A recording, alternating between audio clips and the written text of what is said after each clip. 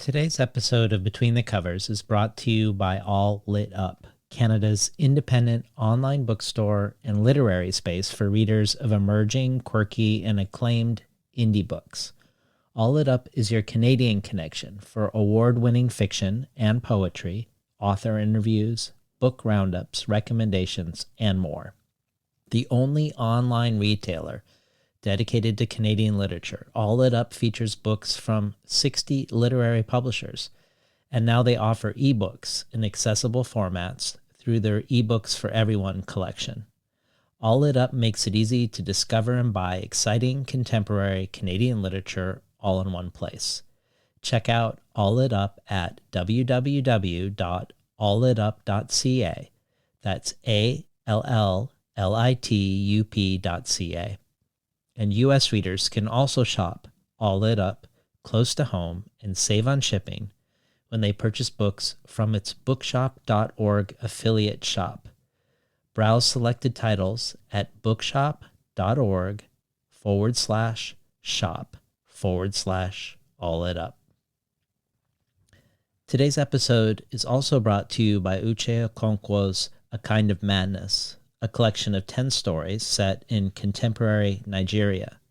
Says Chigozie Obioma, to read Uche Okonkwo's A Kind of Madness is to have an experience of complex characters grappling with life's many troubles, of a robust culture, of history, of the battle between the domestic and the public, and all the big themes of life woven together. Adds Jennifer Nansubuga Makumbi. While each story is a world of its own, the collection is at once hilarious and heartbreaking. This is a delightful debut. A Kind of Madness is out now from Tin House. Before we begin today's episode with Danielle Dutton, one that speaks to so many things that have been long-standing interests of mine, from questions of form in relation to the real and the fantastical, form in relation to finding or breaking or inventing a form that most reflects you as a writer, questions of representation, whether of consciousness or of the non-human other, and much more.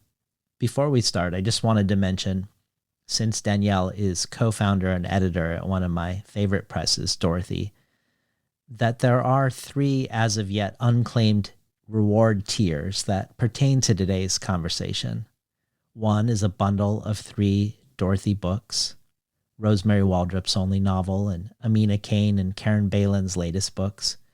Another is a bundle of 5 Dorothy books, including the complete stories of Leonora Carrington and a book by Renee Gladman, among others.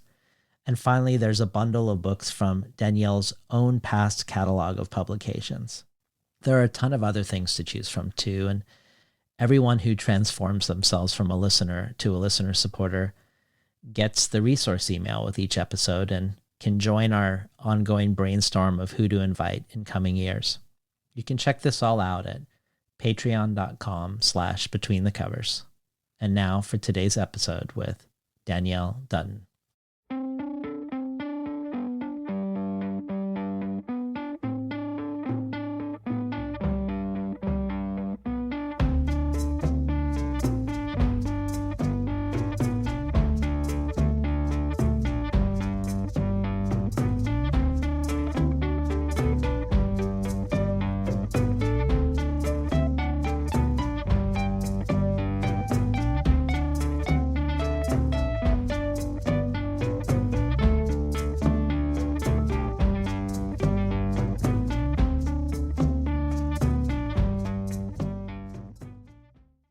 Good morning and welcome to Between the Covers. I'm David Naiman, your host.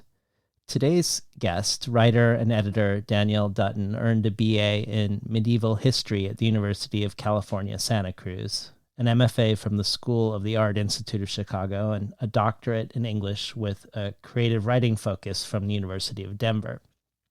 She's been an editor at Denver Quarterly, a managing editor, production manager, and book designer at Dalkey Archive Press, and an instructor in the Jack Kerouac School of Disembodied Poetics at Naropa University. And in 2011, she joined the faculty of Washington University in St. Louis, where she is co-director of the Center for the Literary Arts and where she teaches graduate and undergraduate fiction writing, as well as creative critical courses that emphasize cross-genre and interdisciplinary approaches. Her own writing could also be described as both cross-genre and interdisciplinary as well. Her debut fiction collection, Attempts at a Life, picked as one of the 10 great titles from underground presses by Time Out New York, is described as operating somewhere between fiction and poetry, biography and theory, and Daniel Handler for Entertainment Weekly called it indescribably beautiful, also indescribable. Dutton's second book, Sprawl, again borrows techniques across genre, this time fiction, poetry, and photography, and has been described as a verbal still life. Kate Zambrano describes it as follows. Danielle Dutton's Sprawl reads as if Gertrude Stein channeled Alice B. Toklas writing an arcades project set in contemporary suburbia. Dutton's unnamed housewife roams sidewalks and manicured lawns like one of Benjamin Flanneur's, reminiscent of the contemporary urban walkers of Renee Gladman's stories or Gail Scott's My Paris. But this novel is like other works, and it is not. It is both unabashedly voracious in terms of literary sources and an extraordinarily original text. Finalist for the 2010 Believer Book Award and originally published by Siglio that year, Sprawl had a second life in 2018, reissued by Wave Books with a new afterword by Renee Gladman. In 2016, Dutton wrote the historical fiction Margaret I, imagining into the life of the 17th century Duchess Margaret Cavendish, a poet, playwright, philosopher, and prose writer, including writing one of the earliest examples of science fiction. Despite its period setting, Margaret I has been described as a contemporary novel set in the past, and by Kirkus as more poem than biography. Lucy Ives in The New Yorker says, in Margaret I, there's plenty of room for play. Dutton's work serves to emphasize the ambiguities of archival proof, restoring historical narratives to what they have perhaps always already been, provoking and serious fantasies, convincing reconstructions, true fictions. Dutton's fiction has appeared everywhere from The New Yorker to Harper's, Noon to Fence, and has been anthologized in I'll Drown My Book, Conceptual Writing by Women.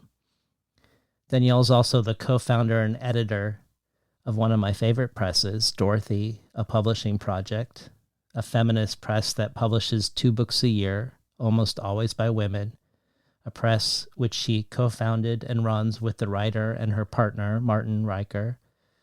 Dorothy has published, among others, many Paths Between the Covers guests, including Rosemary Waldrop, Christina Rivera-Garza, Karen Balin, Azarine Vanderfleet Olumi, Sabrina Ora-Mark, and Kate Briggs. And if it had been possible, I would have interviewed Leonora Carrington and Margaret Duras for their books with Dorothy as well. In 2020, Riker and Dutton won the Golden Colophon Award for Paradigm Independent Publishing from the Council of Literary Magazines and Presses. So it's with much anticipation that I welcome Danielle Dutton to Between the Covers to discuss her latest book, just out from Coffeehouse Press, called Prairie Dresses Art Other, a most anticipated book of the year with everyone from Literary Hub to Bookshop to the Rumpus.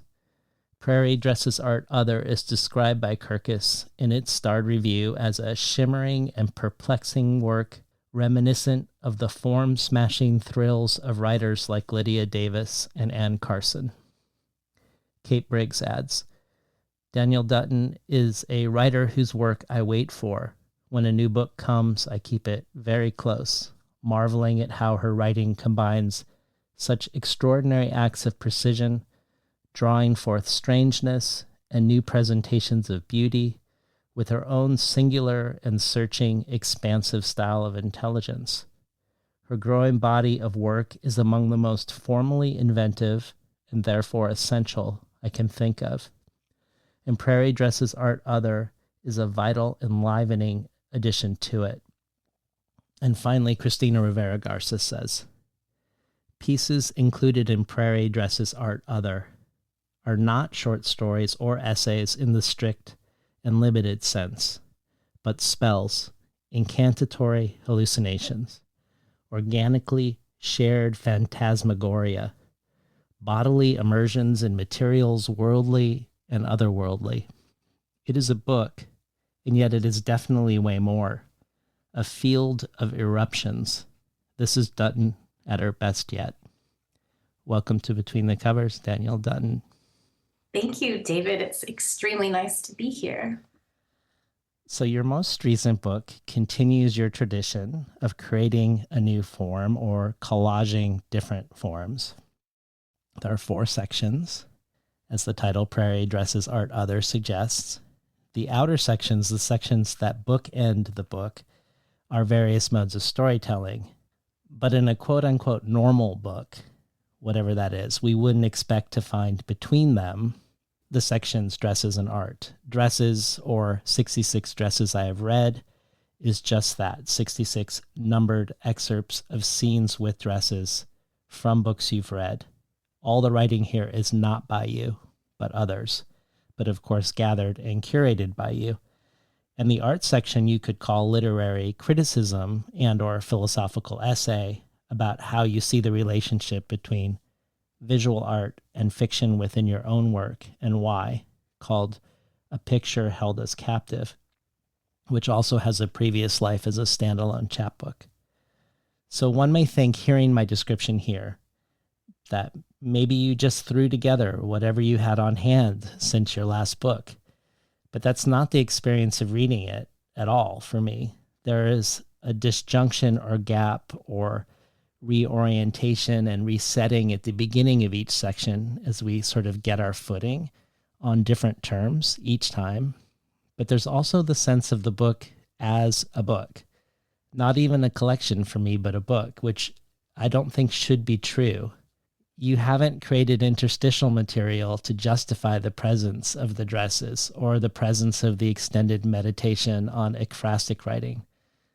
There are still gaps or holes to leap over, and yet there is also, I would say, improbably and mysteriously a sense of wholeness for me. And I know you wrote a piece for the Irish Times about the book by Joanna Walsh you published, Vertigo, about how her work came to you as lots of small pieces that in no way at all suggested a book, but which you wanted to publish, and that the two of you worked on creating the bookness of it. So I guess I wonder if you could speak to the bookness of Prairie Dresses Art Other, if you see it that way, and I guess just more generally about how you see this book cohering or perhaps alternately as a book that also allows things to cohere and not cohere. Well, I'm glad it didn't wind up feeling to you just like a book where I shoved together everything I had written since my last book. I suppose there's a way in which that's true. It's not everything I've written since then, but I'm a very slow writer, and I also don't have a lot of time to write. So it is most of what I've written since my last book came out.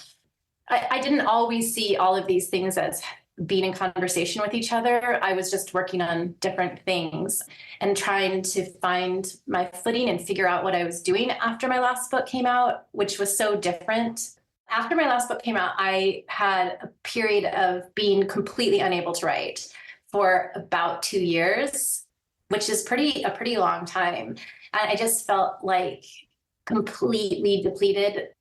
And I just felt like I had nothing to say, or I had no interest in writing. And it was a very scary and weird feeling for me. And I also felt like weirdly overexposed or something. And I just wanted to retreat inside, I guess. I don't know. And then I slowly started writing different things. And I just sort of followed them all wherever they were going. I definitely am one of those people who writes into unknowing. I'm interested in not knowing. I'm interested in being surprised. And so I was doing all these different things. And eventually, I mean, years. So my last book came out in 2016. Then there was these few years of no writing. And then I started writing. And I would say about 4 or 5 years ago, this book started to form itself in my mind.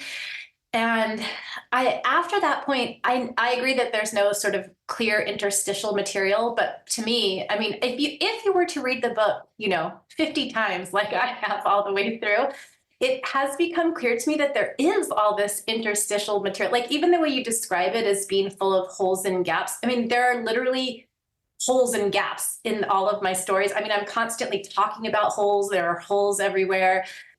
So I'm really interested in form in general. And it just occurred to me that that didn't have to be at the level of just each individual story. I feel like each piece is kind of formally strange.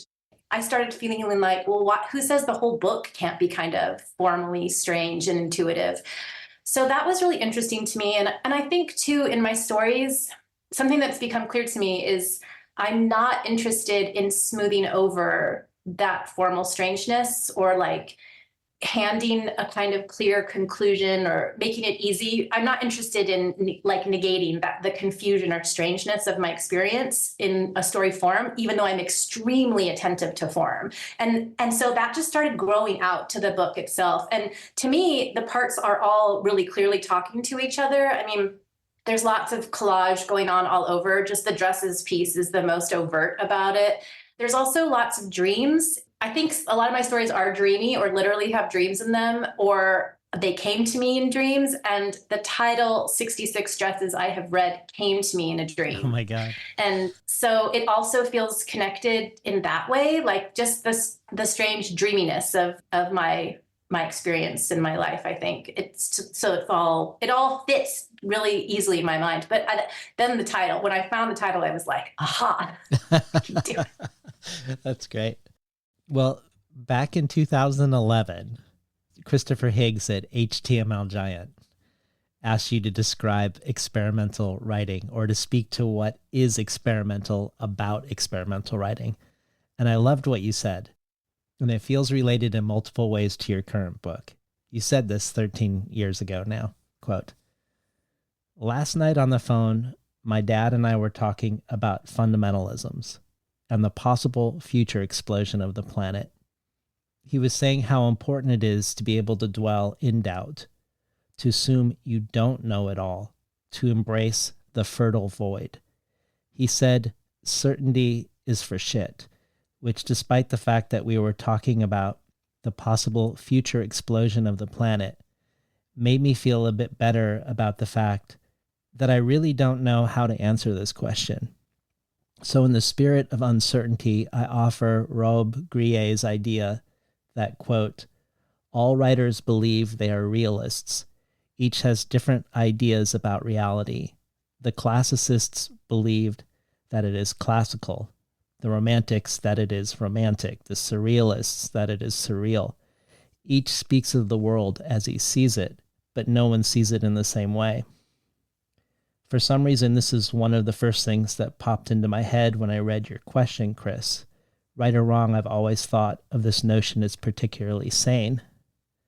So I read this as a preface to hopefully have you read the opening of your book, not only because, as we'll soon see, you are still 13 years later thinking about the end of the planet, but also to set up a series of questions by me and others. So if we could, let's hear the opening of the opening story, Nocturne. Okay.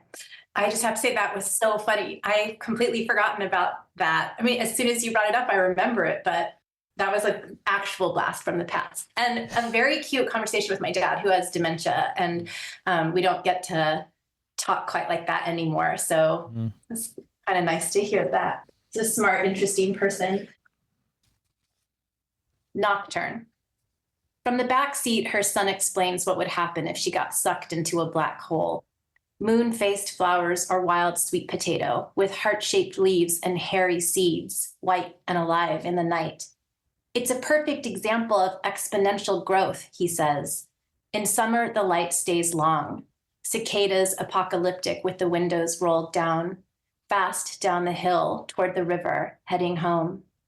On the opposite bank, an oil refinery spreads into Kentucky, its tall stacks shooting flames into the sky. Imagine your body being split in two halves, he says. West Virginia is wild. It's right there on the signs. Montani semper liberi. Montani semper liberi means mountains are always free.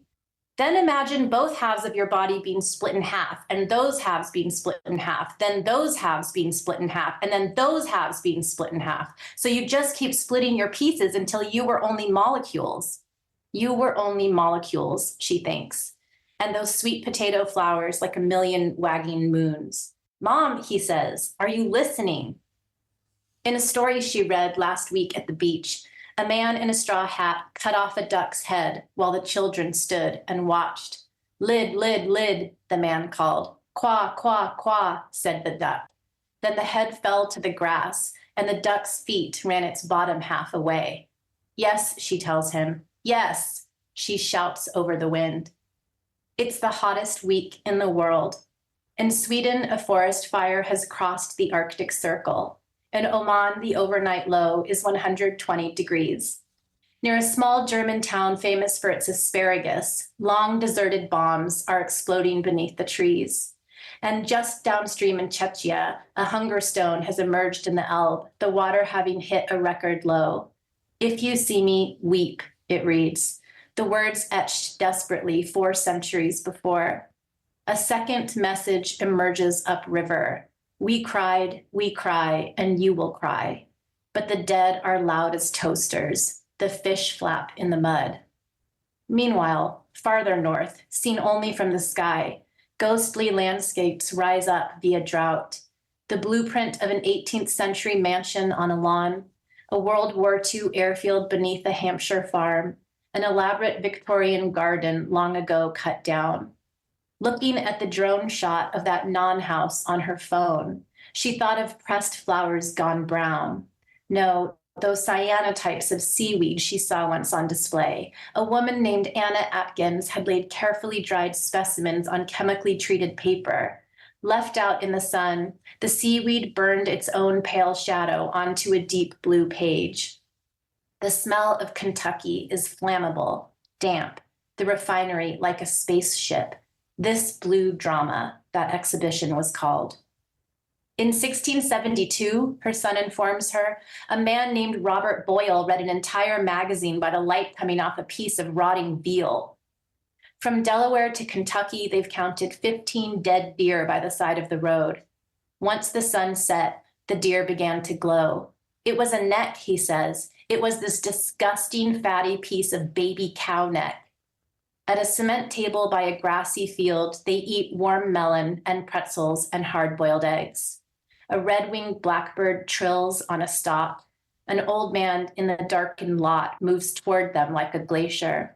I love summer, her son says, oblivious to the stranger, listening to cicadas ringing on and on. We should just keep driving to wherever it's summer, and when it's not summer there, we should drive to wherever it's summer next. The air is thick with meadow grass and bugs. On the one hand, on the highway, traffic rushes past, but pale moths twist over the field as if there were no time. A part of her whirls outward with those moths, out and out to native plants as weedy as her kid, a crooked stem aster, a blazing star. When she was small, smaller than he is now, and quiet, much quieter than him, her mother wallpapered their apartment in a stylized jungle print. The leaves on the banana trees curled away like ribs. The eyes of the jungle cats looked out like human eyes. Every night when the lights clicked off, she saw men stepping between the leaves and right off of the walls. At last, the stranger has arrived. Hello, she says. Her son turns. The old man opens a toothless mouth. He is trying to tell them something, and they are trying to hear it, but it takes him 30 years to get it out. I know, she says, when he is done. He turns his gaze to the clamorous field. No, he shakes his head. You've got a long way to go. Been listening to Danielle Dutton read from her latest book, Prairie Dresses Art Other. So in engaging with Ursula K. Le Guin's work over the years on the show, both the 3 times she was on as a guest and then the 12 conversations with others for Crafting with Ursula, the question of realism came up often and in different ways. Most broadly, her argument that for most of human history, stories were fantastical and imaginative. whether the Odyssey or Beowulf or Don Quixote or Hamlet. And that portraying the world without the imagination, without what we imagine, without what isn't quote unquote there, is actually the most unreal thing of all. But thinking here of your meditation in the opening of the book on the end of the world, not just the human world, but for so many other creatures, Le Guin also took this argument further, arguing that the rise of realism as a literary form emerged with the Industrial Revolution and with the coal-powered steam engine, with the way we found a way around the obligations of a reciprocal relationship to the earth. And that for her, fantasy can be defined as moving away from anthropocentrism and realism toward it, with Le Guin poking holes in the idea that to be quote unquote realistic is to center the human experience, with everything else either at the margins of the story or more often not in the story at all. When I think of the opening paragraph of this story, the opening of the book, that leaps sentence to sentence back and forth without warning between points of view, between the mother's thoughts and the son's backseat questions and comments. The first experience is one of not having my footing yet, of things not grounded in a stable voice, but a series of interjecting ones. And one might be tempted to call this experimental, but I think it would be more accurate to call this more realistic. I think of the first time I encountered this sort of interruption of thought, it was in Virginia Woolf's To the Lighthouse. And I think we could draw a line from there all the way to Kate Briggs's book With You that I talked to her about, where she, I think, quite daringly makes the relationship between the protagonist and her baby the default relationship, where everything else that happens in the book is the interruption. And I love how this opening enacts the activity of the black hole, this notion of splitting and swallowing up. But even if there wasn't this resonance between what the boy is saying and what the words are actually doing, it does feel like simply being in the world with other people is more closely evoked this way, the way you, Woolf, and Briggs in different ways are doing this, with these interbraided speech acts, dropped lines of thought. And even as the protagonist here in Nocturne becomes more worried about the state of the world as you continue to read, the scene itself disappears altogether. It gets swallowed up by her thoughts, which happens all the time to everybody. We're always lost in our thoughts. We have thoughts swallow the scene, and we're no longer really in the car or barely in the car. The more I think about the writing adages that are about so-called realism, like show don't tell or write in scene, the more artificial they seem. But this is my long-winded way of soliciting your thoughts as a writer and teacher of writing about the experimental and the real, or about the imagined and the real in your own work. Well, I mean, I just love so many things you just talked about there. I teach, sometimes I co-teach with a wonderful professor named Melanie Messier, a class called Fiction of the Anthropocene. I feel like I say that word wrong, Anthropocene, Anthropocene.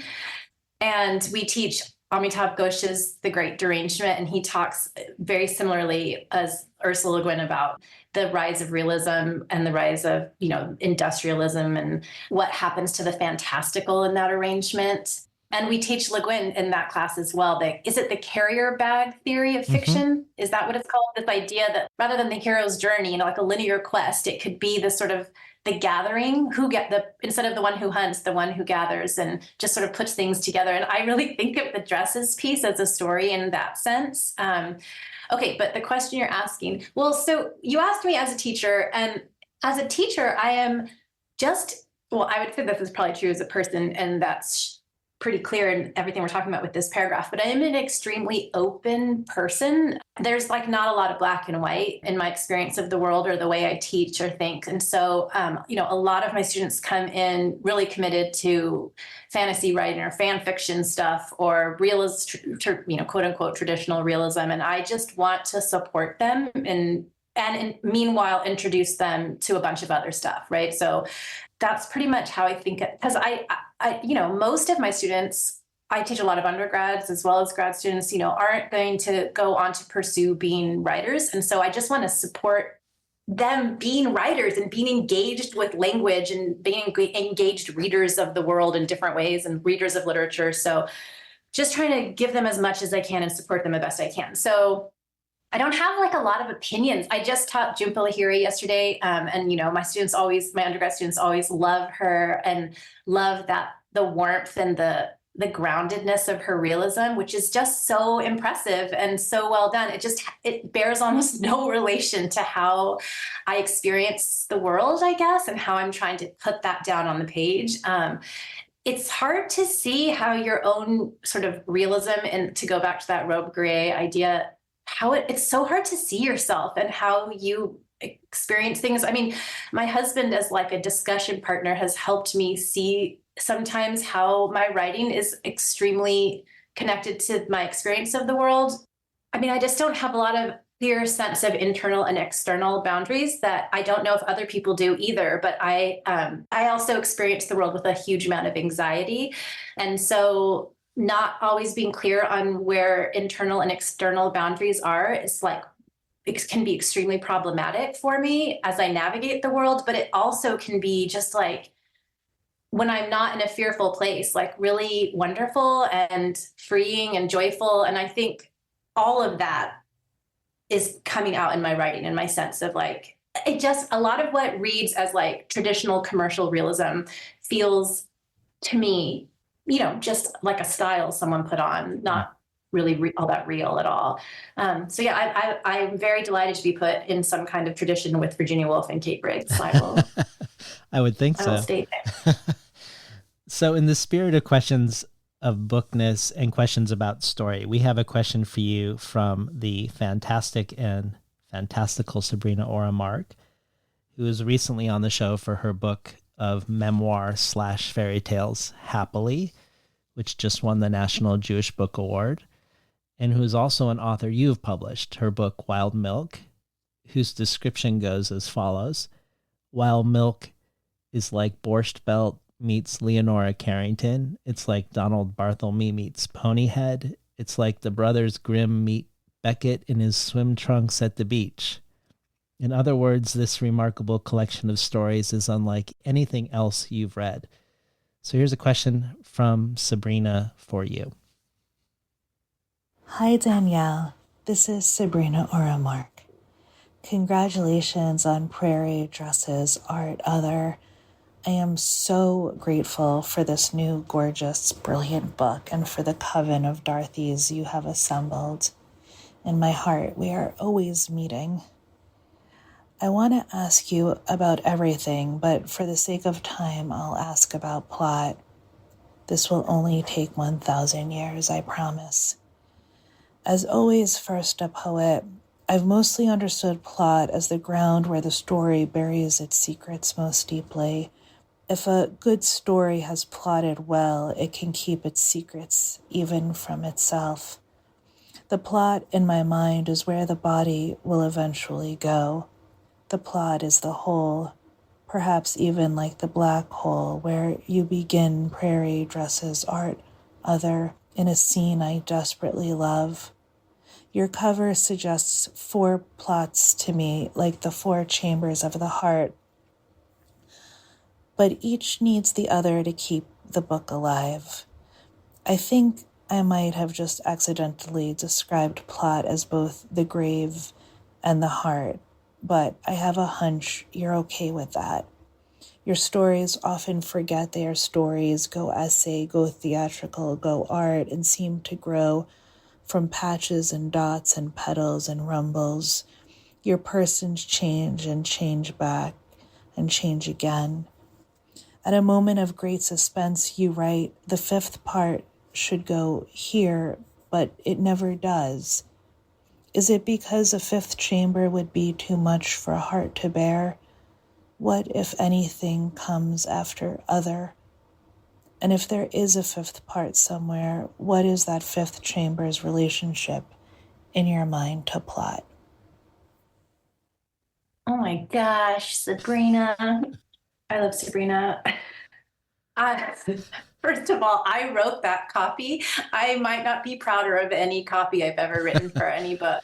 It was like the goofiest copy, and it's so dated, pony head, but it was so exactly right. It felt so right to me at the time. And I love Wild Milk like so passionately. And Sabrina's one of those people who like cannot be boring with words, like in an email, in anything, and another one of the Dorothy authors like that is Karen Balin, where it's like impossible for her to be boring for 1 second, for one sentence. And they just are so delightful. Oh my gosh. Okay, plot. Yeah, this is so hard to answer because, I have somehow found myself as a teacher of like half the time I'm teaching people fiction writing and the other half I'm just teaching whatever bonkers stuff I want to teach. I had to teach myself how to teach people to be or whatever, to teach a class about fiction writing because I did not do creative writing as an undergrad. I didn't even know there was a thing called creative writing, a phrase I really strongly dislike. And then I started writing out of a place of just like accident and desperation in my early 20s. And then someone, a sort of mentor, suggested I apply. I was like spinning out of control of my life. And this person suggested I apply to MFA programs. I was like, what are those? And I went to the Art Institute, which is an art school. And I did a few writing classes, but mostly I did like bookmaking and filmmaking and sound classes and fiber arts. And then when I took a creative writing class, it was like Matthew Goolish, who's an amazing performance artist and has this company in Chicago called Goat Island. He teaches this beloved class called Systems of Writing, and it's full of just artists of all kinds, painters, sound artists, whatever, and some writers. And then we just write crazy, weird stuff. And then the whole class is you deforming and remaking other people's writing. So no one ever taught me how to be like a fiction writer or a creative writer. And then I went to do a PhD at Denver on the suggestion of a teacher I had in Chicago who taught in the program at Denver, the amazing poet Ben Ramke. And I went there mostly because I just didn't know that much about literature. I hadn't been even an English major, and I didn't really know anything past Jane Eyre, like anything. And so I went to like fill in all those gaps in my understanding of literature and Western literature, I should say specifically. And since it was an English major, not comp lit or anything. And while there, I mostly was taking like a class on Renaissance poetry, it was just I took the historiography and poetics of the 17th century, which is where I started reading Margaret Cavendish. So yeah, I had to teach myself what do people mean when they talk about plot? And I teach it in a bunch of different ways, talking about, traditional definitions of plot and also weird things about shape and form. But my writing has almost nothing to do with any of that. Like the place from which I write or the place inside of me that is a writer is a place that I keep very separate from any of this, from being a publisher, from teaching creative writing. And so I don't translate those words into what I do as a writer. I don't think about any of that. I have no idea what plot means to me as a writer. I don't want to think about it. So I can't, and it's just such a triggering word, plot, I think, for a lot of people and for different ways, for different reasons. But in terms of like the fifth chamber of the heart, what might be there is my next book, to be honest. And I'm working on a new book. And the reason I say that is because I think for me, every book is just an opportunity to try something. I mean, inevitably, I'm still me, but I'm not that interested in repeating myself stylistically or formally. And I'm always trying to like carve out some new weird shape or thing. And I am doing that. And it is, again, completely different. And so I just want to say that's what the fifth chamber. After other comes this new thing. Well, staying with chambers and shapes, in many interviews, you've talked about how you often start with a shape, a sculptural shape that you want to write into rather than a story, and that you're more interested in shapes and spaces than in plot. And I think of how Margaret the First began as a Georges Perec-inspired, spatially organized book, like his book Life, a User's Manual, or your interest in Renee Gladman's work, both as a publisher of her and as a writer, whose work could be seen as exploring a poetics of space. Thinking of this, I wanted to leap from part one to part 3 from the section called Prairie to the one called Art and spend some time with your meditation on visual art in relation to your own work. A section that's just honestly amazing, and a topic that you've obviously thought a lot about in an embodied way for a long time. You've taught a class called Fiction and the Visual. Your book, Sprawl, is deeply engaged with photography. And Amina Kane, when she interviewed you about Margaret I, says that the experience of reading you can often feel like encountering a painting. You've imagined fiction as a staging or a curatorial space. You're compelled by the idea of hanging a real painting in a fictional room, which I love. And you meditate on the concept of defamiliarization in this section, that visual art for you often makes the world seem strange. And when the world seems strange, it compels you to write. In other words, engaging with visual art is deeply generative for you as a writer.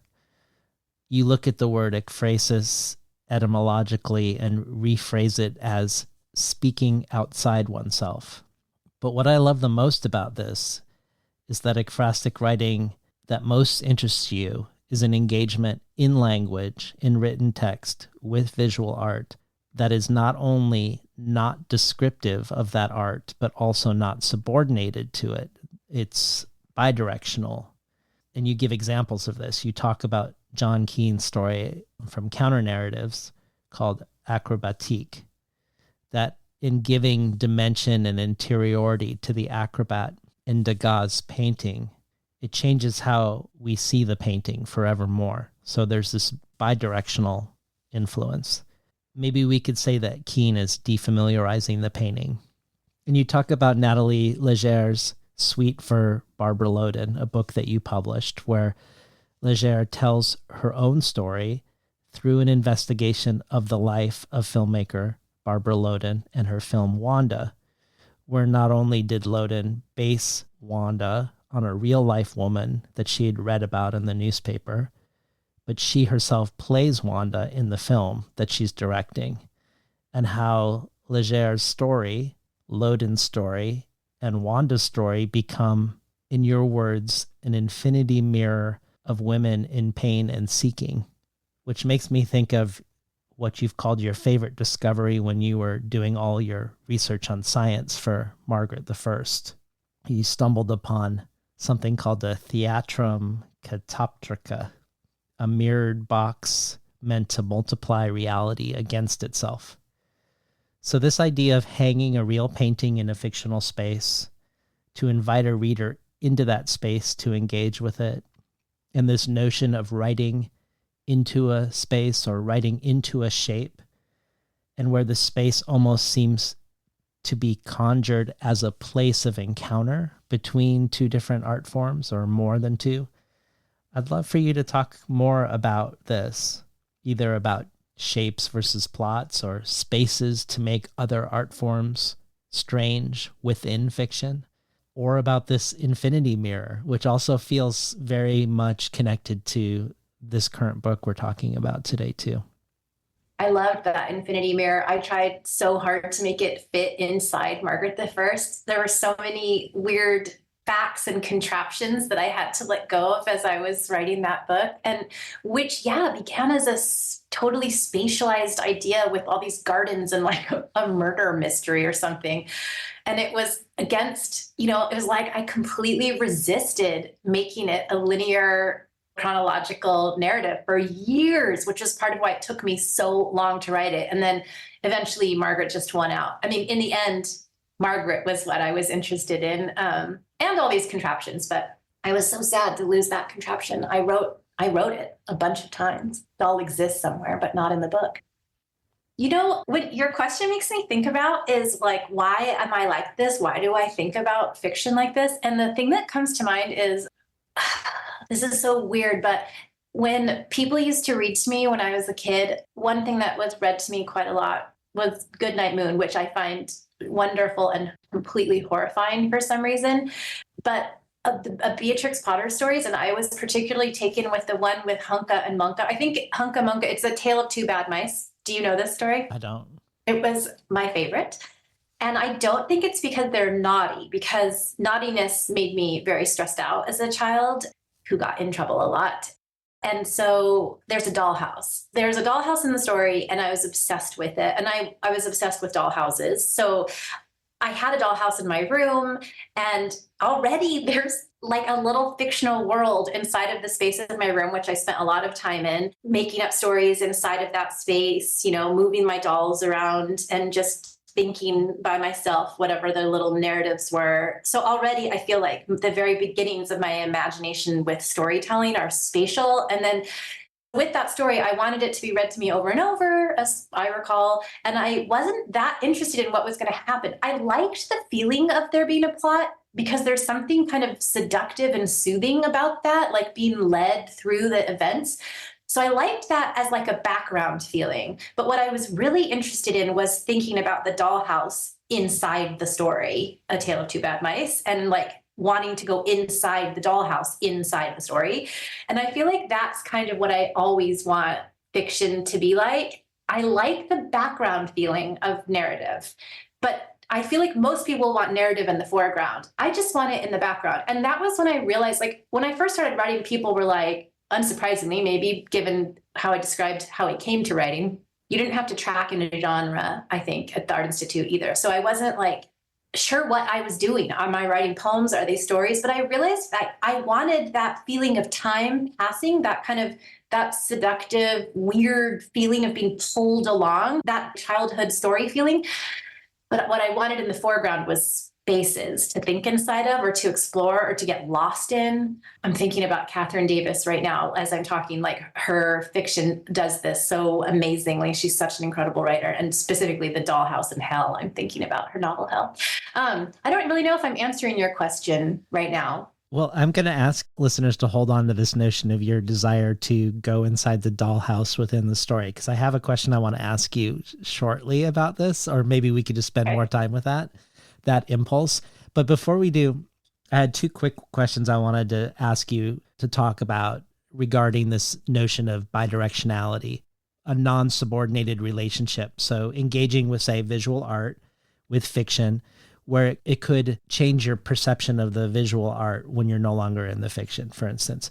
So one of the things I wanted to just raise to have you talk about was your project with Richard Kraft, which came into being with a method that you both modeled after a cross-disciplinary collaboration between John Cage and the dancer choreographer Merce Cunningham. So could you just speak briefly about this very bizarre methodology that you and Kraft had together of image text, and an unusual model, I think, really, for how to do this together? Yeah. So Richard approached me. He was working on these collages of this Polish comic book. The comic book was about Kapitan Klaus, who was, I think, infiltrating the Nazis, but there are Nazis all over it. It's like very World War II masculine, and he was exploding it with all of this like completely different imagery from a bunch of different places. And he asked if I would write pieces to go with his write text to go with his images, but he didn't want them to be descriptive. He didn't want them connected in some obvious way. He was really interested in disruption and sort of explosion, and wanted whatever I offered to further disrupt the flow of everything, which he was calling a comic opera. So I was familiar with some of his work. I had a sort of image template in my mind from other things of his. So it wasn't like I was working with off of nothing, but we decided he's very invested in John Cage's work. He's edited John Cage's diaries for Siglio Press.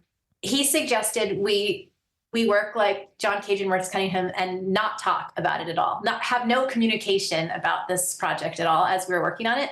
So yeah, I say in that essay that I felt like I was working ekphrastically, but with work I had never seen. I had just had him describe it to me. He told me what he was trying to do. And so I had like the spirit of the work to work with, but not the images themselves. And then this changed at the end, and I wound up incorporating some of the language he uses. Like there's weird language in his images, like I'm a big girl, I sang from like a children's primer or something. So I wound up incorporating some of that text, but mostly I was just working in the space of collage. And then I wound up working specifically with John Cage and Merce Cunningham's work because it had then entered our project. I used them as source material in their lives and their work as well.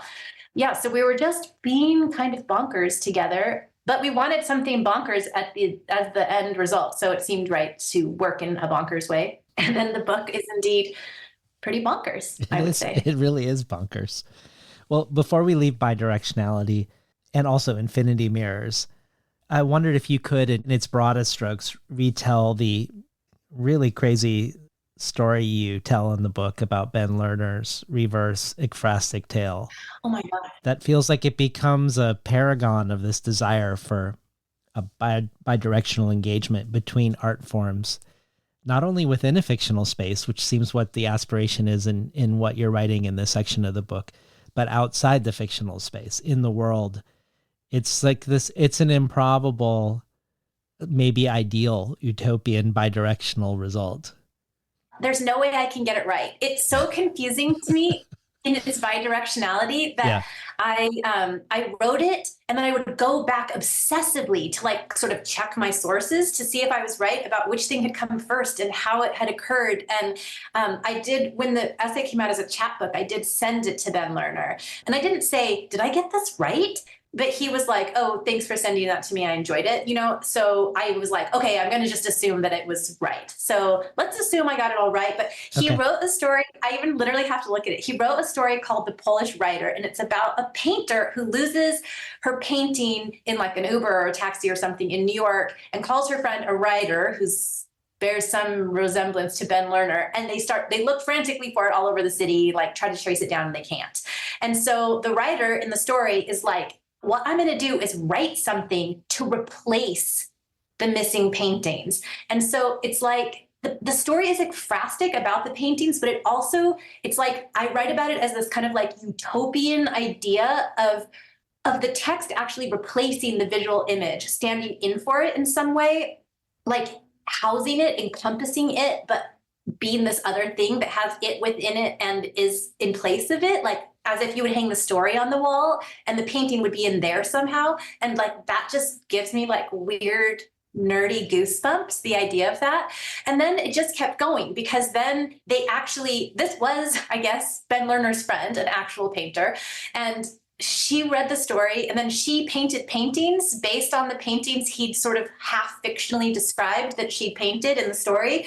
And so it just like kept going, this collaboration. So it's an actual collaboration between a writer and a painter, but not in any traditional sense you might think of that's like one subordinate to the other, like description or like what I tend to think of as a kind of boring version of ekphrasis. I can't even fully describe it. Am I right that she's painting in real life paintings based on his language-based descriptions of missing paintings of hers? And then I think he writes another story. Yes, called Late Art. Yes, that's so wonderful. And about all of this. And so what is fiction and what is not fiction inside and outside of the stories is very ambiguous. Like, are the paintings that she painted based on his fictional paintings fictional in the real world? I don't know. Like, I really want that to be possible. Okay, so to return to this desire of yours to go into the dollhouse within a story and also to just conjure back to Sabrina's idea that a plot hides its secret, maybe even from itself, which seems to be like an interesting relationship to knowledge or a tolerance or capacity for not knowing as one tells. So think of both of those things as I ask this question. There was a tweet recently by the poet Aria Aber, who grew up in Europe, and she said that her European professors encouraged these long and windy and complex sentences full of Latinate phrases, and how this was exactly the thing her American professors hated. And others chimed in on this tweet. A writer from Australia who had moved to the States saying that exact same thing, that they had to change their sentences here to make them more concise and direct. And the poet Lina Halaf Tufaha saying, it definitely helps us perform knowing. And the poet Alina Stefanescu saying, there is, in my opinion, a sort of neo-colonial anima in that declarative, clean, direct, linear sentence hygiene. It makes us feel as if we know. And I say all this because the thing that most defines your work for me and that I most love about it is a sense of nestedness, not linearity, of nested realities, not just or mainly nested clauses within sentences, but I'm imagining that you like nested clauses and sentences based on who I know who you like to read, but nested worlds within worlds, like this dollhouse in this story.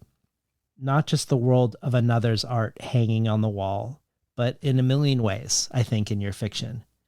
And I think one could call this very much in the spirit of Borges, but really, to me, I think it is evoking how we live and experience life and consciousness. Not that Borges isn't, but I mean, I think there's this idea of if that's happening, it's experimental or fantastical. But I wonder if it's just a closer way to the way consciousness works. For instance, in one piece in the book, in this current book, you simply have the protagonist remembering while driving, reading on the beach, which gives us the person driving the car, the experience of being on the beach, and the experience within the book that is being read. And you do this a lot. A protagonist in another story is listening to a visiting writer give a reading while also thinking of a video game narrative of a game that her daughter plays and where her family might be. And near the end of the book, we again have a character reading within the book, this time in bed, where this person says, quote, "Then I get to a sentence about how the narrator can't sleep. She turns on her bedside lamp. It starts to read. So there we are, awake in bed and reading, the narrator and me. And something crazy happens. It's like I'm there or like she's here, like something has fallen through. And then she realizes she has read the book that the character is reading within the book she is reading. And of course, this reminds me of the splitting of the black hole at the beginning and of being swallowed by the hole, swallowed by what we read or by various spaces we disappear to in our minds that aren't the ones we are literally standing in physically. But I wonder about this interest in a larger way of nested worlds, and you've already spoken to it a little. But I wonder if you have more of a story of why this occurs again and again in your work, or if anything else in what I just presented back to you sparks some thoughts for you. Oh my gosh, so much. That's such a great, fun question. Oh, so, I mean, on some level, this is a thing I'm not conscious of doing. That is just something, I guess, integral to me and my experience. And I don't know how I put it down. But just to connect this back to your earlier question about realisms, I mean, yes, 100%. Like, this is my experience of the world that is both fascinating and anxiety provoking for me. So it reminded me of two things. I read and listen to a lot of Buddhist teaching and Buddhist Dharma talks and books. And I was reading a book by the American Buddhist teacher, Sharon Salzberg. I think that's where this comes from. And she described how sometimes it's like, you know, life is on a big screen and then you are like a sort of like a sports commentator as a square, like a smaller square inside of that screen. And it was such a relief to me to have that metaphor to think about, because sometimes I can become very anxious when I feel extremely conscious of the like various levels of experience that I'm experiencing simultaneously, as simple as like you're teaching a class or doing public speaking, but there's this like other commentary running through your head and you're feeling very split between those. And sometimes it's more than two, right? Sometimes it's not just one big screen and one small screen. So this is how I move through the world. And like I said, that can be really interesting, especially, and maybe this is why I try to put it down and like capture it in a form that I'm not going to resolve. I'm just, by putting it down, it's like, I can be near the strangeness of that or the mystery of that experience, holding it close without getting rid of it or becoming overwhelmed by it. It's like just putting it down is useful to me somehow.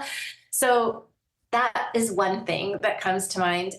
And then the other thing is just that there are a lot of holes in this book, and I dream about holes constantly. I mean, that's probably something so ridiculously Freudian or whatever, but I dream about houses and holes, and constantly. Frequently in my dreams, I move into a house that we have bought sight unseen, and that all of the people have left all of their things in the house. And I move through the house exploring it and calling out, look what I found. Or like, there's a door that leads to a secret hall. I mean, this is a very regular dream for me, and it's very close to the experience I want to have when I'm reading. And then sometimes there's a big giant hole in a room in the house that we can't understand, or a hole in the yard out front. And it's an inexplicable space that we're like drawn to, but terrified of. Very normal in my dreams. And I think I don't, like I said, I just kind of a dream. I move between dreaming and sleeping and all these different layers pretty regularly in my life. And I don't want to get rid of that. I mean, I feel like that's kind of where a lot of my writing comes from. And I'm not interested in getting rid of it or cleaning it up or something. Well, we have several questions for you that I think speak to this quality in your work in different ways. But before we hear them, I was hoping you could read the short piece called Acorn in the final section called Other. Acorn. Several of her friends were writers too, and they talked about the body. Where is the body when you write? You are always writing from the body, they said, but we can't really feel the body in your work. We don't believe in the bodies in your stories. Your stories are all words. Bring the body into your writing, they said. She wasn't sure. When she was writing, she was in her body. She couldn't argue with that. But how to explain that she was somewhere else as well? When she was writing, it was as if she were working from 6 inches above and in front of her own head. If the energy of writing fell back into her body, all writing stopped. Then she was just herself, sitting in a chair. She was ready to admit, to herself if not to her friends, that keeping that energy afloat was peculiar work. Bodily work. It was like bathing a squirming baby that you weren't allowed to look at. Babies are so slippery. You can't believe it the first time you bathe a newborn. It's like trying to wash the water. Writing was like that, like water. More like water than like a body. Wasn't that something she liked about it? Then again, if her friends were able to simply sit in their bodies and write, maybe this meant that their writing was more connected to the world, the real world, which everyone seemed to want. Everyone wanted more of the real, more of the world. Maybe it meant that they could get up from their writing and go do something else immediately, something useful, wash a baby in real life, for example, looking at the baby the whole time. They might even wear those gloves made out of washcloths, little pastel mitts, which made it so that the baby would never slip from their grasp. They could soak the baby's back without any worry that they might drop the baby out of its blue plastic tub and into the dirty kitchen sink. They wouldn't have to worry about the baby's little arm or leg slipping into the garbage disposal, oh God, or about the baby sliding out of their ungloved hands and onto the bathroom floor, cracking its head, the blood, oh God. Not that she had a baby. Not that any of her friends had babies. This isn't a real baby, she thought. What was a baby in a story? It was a word. The word was baby. The word was body. Was her own body a word? She couldn't stop thinking about it all the way home. Body, body, body, body, body, body, body. The following day, as she was walking to the grocery store, an acorn fell from a tree, bounced off the sidewalk, and hit her on the nipple. Hit her squarely on the left nipple. But was squarely the right word? Was nipple? Was acorn? It hit her hard too. Hard, certainly, even if not squarely. That story is just incredible. We've been listening to Danielle Dutton read from Prairie Dresses Art Other. Okay, so we have a question for you about the ways I think your books are infinity mirrors or nested narratives from past Between the Covers guest Karen Balin, who was on the show for the book you published of hers, Revenge of the Scapegoat, a book Sheila Heti described by saying, quote, Her books have the natural authority of those artworks that are strictly, rigorously themselves. So here's a question for you from Karen. Hi, Danielle. So good to be here with you and David. I've been thinking about your citational practice, which is at times earnest or concrete, or it's fantastical. I don't know.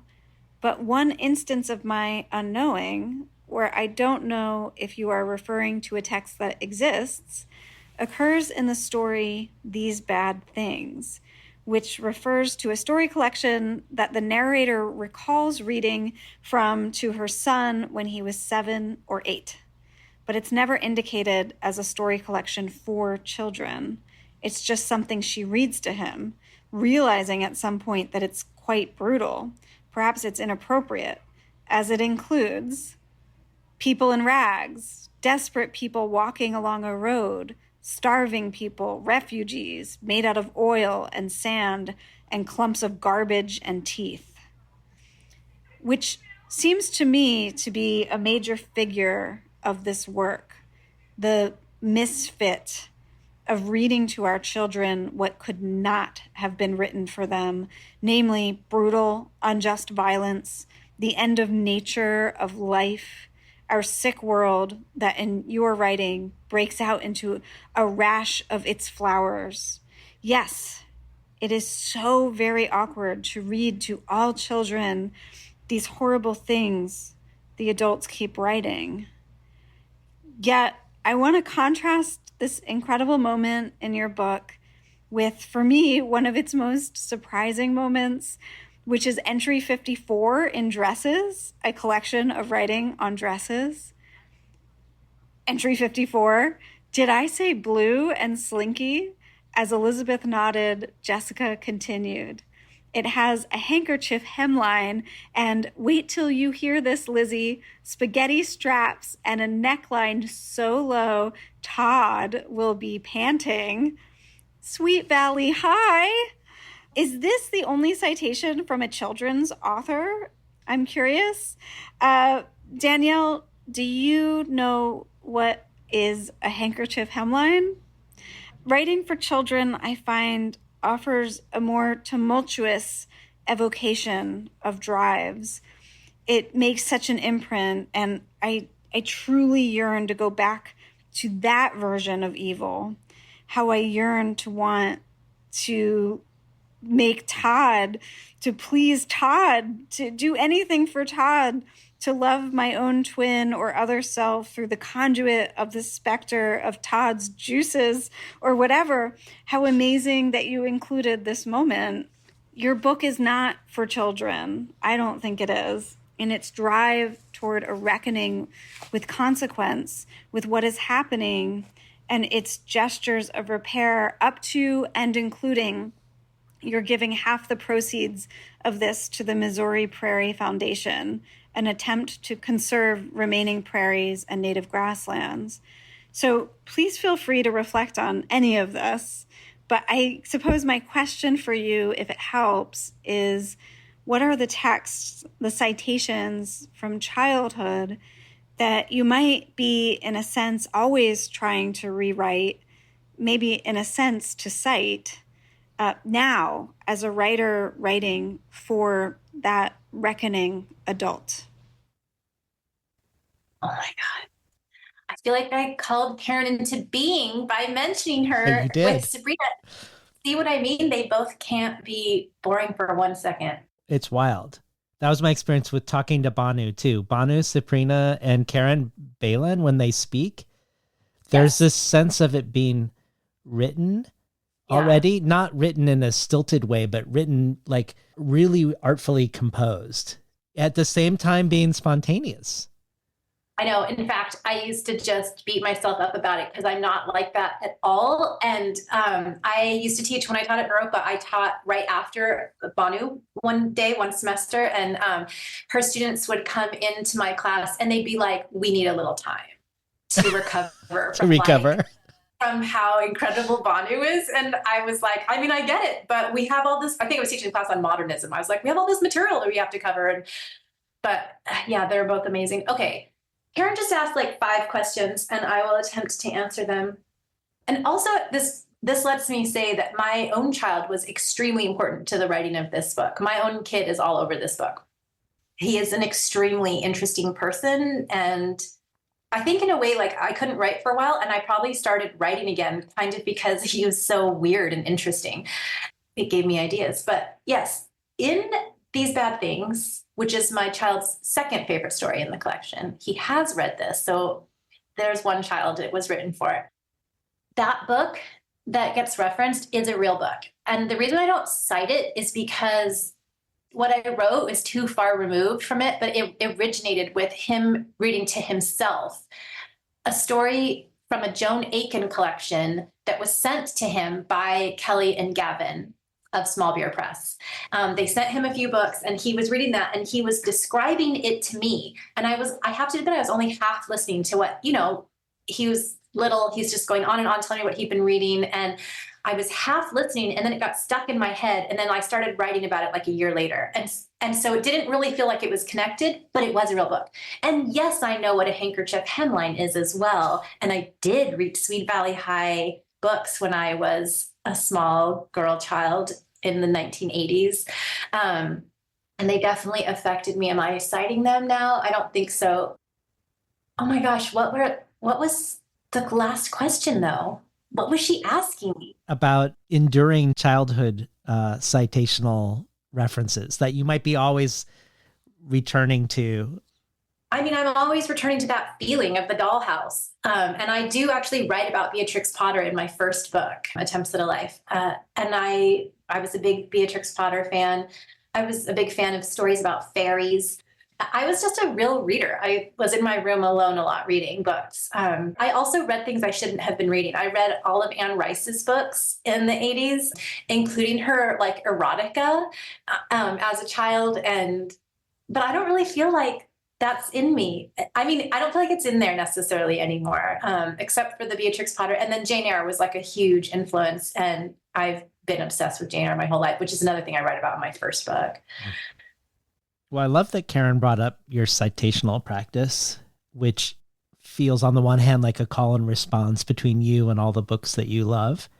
And the intertextual nature of it reminds me of Cristina Rivera Garza's notion of what she calls the disappropriation of materials, of making our debt visible. And also I think of how it sort of actively participates in archive building and community making against forces of erasure and marginalization. And it feels like a perfect segue to now talk about the second section, the most overtly citational section, 66 Dresses I Have Read. We read these 66 excerpts without knowing what they are excerpted from unless you flip to the back of the section to find out. But all of these 66 passages, all of these words not yours, but making up one of the 4 sections of your book are obviously words you've chosen and excerpted and ordered and curated. So your spirit is very much here. But my question for you, or one of them would be, why dresses? And I have thoughts and theories about this, but I'd rather hear yours. Why 66 dresses I have read rather than 66 breakfasts I have read or 66 baths I have read? And for that matter, is there a significance to 66? No, there's no significance to 66. It's, like I said, the title came to me in a kind of dreaming place. I mean, which is where a lot of my thinking about writing happens, when I'm half awake, half asleep and laying in bed. So that happened, and I'm sure I ignore the majority of the thoughts that come to me in that way. But for some reason, this really stood out and seemed important when it flashed into my brain. Why dresses? I mean, so I keep thinking about how when I was writing Margaret the First, one of my favorite things to do in that book was to imagine Margaret's dresses. So she was famous for being like a very wild, she had wild style. But what most of her dresses looked like it's been lost, but there's no record. I have no idea what she was dressing like. So I made her dresses extremely fantastical. Like she has a dress, my favorite one is a dress meant to look like the forest floor, which I imagine like covered in mushrooms and beetles and stuff. So That was extremely delightful to me. So, I mean, I think that's what initially got me thinking somewhere deep down in my brain, not that consciously, about dresses in literature, and how the things of women's lives, usually women's lives, are often considered frivolous or not important enough to spend time on, or not like the real stuff of literature. And so I think all of that was in there when I was thinking about it. But then also, it's just the case that the writing about dresses often is just like full of drama and violence and beauty. I mean, it became clear to me that this was worth pursuing as soon as I started thinking about it and looking at actual examples from the books that I had around me. I became very compelled by the project of doing it, like obsessed with it and then of course I like arranging things and that kind of curatorial space. So it felt like that too, like a gallery of dresses I was making. Someone called it a closet at one point when they read it, and I thought that was really funny, like a literary closet. So yeah, I was immediately compelled by it, even though the idea for it came from some like semi-conscious place in my mind. I kind of want to know your ideas though. Well, one thing I think of with dresses is persona, that when one steps into or out of a dress, one is moving into yet another version of a curated space, like any clothes that we choose to wear, not just dresses. But here are very gendered choices you've just mentioned. And definitely there are excerpts that I think explicitly speak to persona, a dress, quote, like Garofalo in Reality Bites, but also dresses flying away like they are alive on their own, almost as if the dress itself is not the mask, but is the spirit, or both the mask and containing its own spirit. In a way, thinking about dresses is a way to think about identity and what gets obscured or foregrounded in identity through whatever we step into, not necessarily a dress. But I wanted to ask you about, in that spirit, about characterization in the book, because, for instance, this isn't related to dresses, but the dresses section makes me think of it. And maybe this is one example of what you mentioned in your first answer today about how all of these pieces echo off each other, which I think they do. But for instance, for characterization, most of the humans in the book are referred to generally: the boy, the husband. They're more like characters in fairy tales in this way, classically, like the way we would find characters in fairy tales.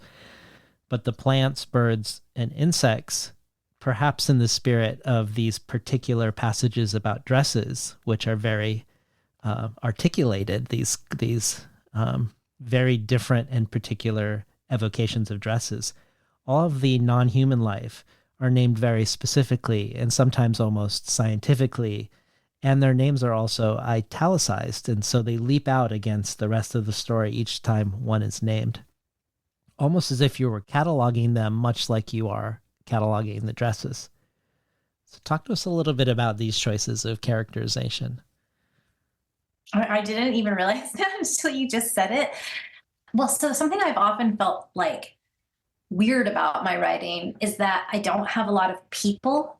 There's not usually a lot of, in that sort of realist sense, like recognizable scenes of humans talking to each other with names and saying recognizable things. And I guess I'm just not that interested in that. Like, people seem so amorphous to me, or my own experience of myself is so amorphous. I've just never been interested in that. And for a long time, I thought, oh, this is why I'm not a real fiction writer, because I can't do that. Or what does it mean about me that I don't put other people? Like, it's usually just a sort of consciousness moving through a garden or something. And I guess I finally decided, like, landscape animates me and interests me in a really specific way. And I want to I want that to be okay. Like, it's okay that my narrator sort of thinks more about plants, than like people around her sometimes, because I mean, my own experience is often very solitary and When I walk outside, I do literally say out loud, good morning, to like the various things in my yard, squirrels, different birds, like the tulips. I talk out loud to the stuff in my yard, and I'm hyper conscious throughout the day of like the trees and the plants around me. I'm thinking about them. I feel like I'll tap them, I'll touch them when I walk by. And I'm not sure why we expect that like we're always privileging the human in our experience. I mean, I just don't experience the world that, and I never have. From a very young age, I've felt like this about whatever, like the whole landscape around me. So I guess that's part of an answer. There did at some point become a really conscious effort to think about some of what I was doing as a kind of field recording, as I am extremely despairing about disappearing habitats and the potential future explosion of the planet, to echo my dad. There are a few stories in particular where, like the story Installation in the Prairie section, began for me as a kind of field recording of a spot on the Missouri River. Like, what would it be like to have a short story be a field recording, and to think of it that way? And then it moved off into like unexpected, bizarre places. But that was what I wanted it to be, because it's so hard to visit these things they call prairie remnants, and it's almost like you're going to a gallery instead of a natural space, because they're these like closed off spatial forms in the landscape that's like, now the prairie starts, now the prairie ends, and what's inside of that? Like, it feels like it's like a fictional, non-fictional space to be inside of this preserved prairie land. And it's very weird to me and was really generative. And then in the last piece, the play, A Pool of Tears, there's like field recordings are actually like part of what it's about. Like recordings of like extinct birds in New Zealand, for example, and how when you listen to a field recording of an extinct place, is that a fiction now? And can I build a fiction to hold on to these things that I'm scared are disappearing? And what does that do? What does it mean? I don't know, but I guess that's kind of an answer. Well, before we leave the dresses section, this isn't really related to what you've just spoken about, but I just have to say I experienced joy that one of the excerpts was from Mariko Nagai's Irradiated Cities, which is a book I just don't ever hear anyone talking about. It was like my favorite book of that year. It was just really thrilling to see it cited and excerpted. I love that book. And I teach it, that fiction in the visual course that I teach, that's a book I always teach in that class. And it's got such an interesting relationship. The image text relationship is so specific and unique. And yeah, it's a really powerful, wonderful book. I highly recommend it. Me too. Okay, so we have a question for you from yet another one of your Dorothy authors, and hopefully one day Between the Covers guest, writer Amina Kane. Early on, you published her story collection Creature, and much more recently her first nonfiction called A Horse at Night, of which Celia Paul said, "The cadences of Amina Kane's writing have entered my brain like the sound of the sea. She gently sifts through a thought or a feeling and then just as gently discards it to move on to another. Sometimes she returns to the same thought and feeling before again moving on. Her language is utterly compelling. I have written down the list of books that she cites in A Horse at Night. I want to read all of them." So here's a question for you from Amina. Hi, Danielle. Hi, David. I'm a bit addicted to your writing, Danielle, and so when you publish a book, it's a real event. I know I'm going to be able to experience language differently, fiction differently, through your eyes. It's really pleasing. While reading Prairie Dresses Art Other, I felt a strong presence of dreams, sometimes laced with anxiety, especially in the first and fourth sections of the book, Prairie and Other, so that this feeling of dreams encloses the book on both sides, which I love. I don't think we've ever talked about dreaming, and I'm wondering now what your relationship to dreams is, or perhaps if you see a relationship between your writing in this book and your dreams. Do you ever write down your actual dreams, or do they ever come into your writing? I'm also curious now if you've ever done that thing where you wake yourself up in the middle of the night to write, or if you ever write early in the morning in proximity to sleeping. Amina, I'm also addicted to Amina's writing. And I love that Celia Paul quote about Amina's book. And I loved Celia Paul's book, Self-Portrait. So fun. Amina is actually the Dorothy author who I cannot read when I'm writing, because that cadence, that very specific Amina cadence, is like so distinct that I feel it pulling me, and I have to, like, I just can't. It's so strong. She has such a unique prose style. Okay. Good reading, Amina. Yes, to dreams. I guess I've already talked about dreams a little bit in this conversation, but yeah, I have always had an extremely present and rich dream life filled with nightmares. Yes, lots of anxiety, but also full of delight. And I've always thought a lot about my dreams, and sometimes inflict them on other people in conversation. And yeah, all the dreams in the book are actually my dreams that I had and felt compelled to write about. But it's more than just the content of my dreams. There's like this space between being awake and being asleep that is a very important part of how I write. And I tend to think that if I think of things in that halfway space, then they're correct. Like they were coming from something, they're important to me. And I usually follow the advice of my brain in that space. But now I forget what the rest of the question was. Do you wake yourself up at night? When I was writing Margaret, I would often wake up in the middle of the night and have to get up because I would solve a problem in my sleep. But most of the time I'm too lazy to do it, and then I regret it later. But that book was such a puzzle for me and it was like I had to finish it. And so if I solved a problem in my sleep, I would like fly out of bed at 3 a.m. and like come in and try not to wake anybody up. Our house is really creaky. So the second you set foot out of bed, you're waking up everyone in the house. So you have to really want it. But yeah, dreaming is huge part of the book.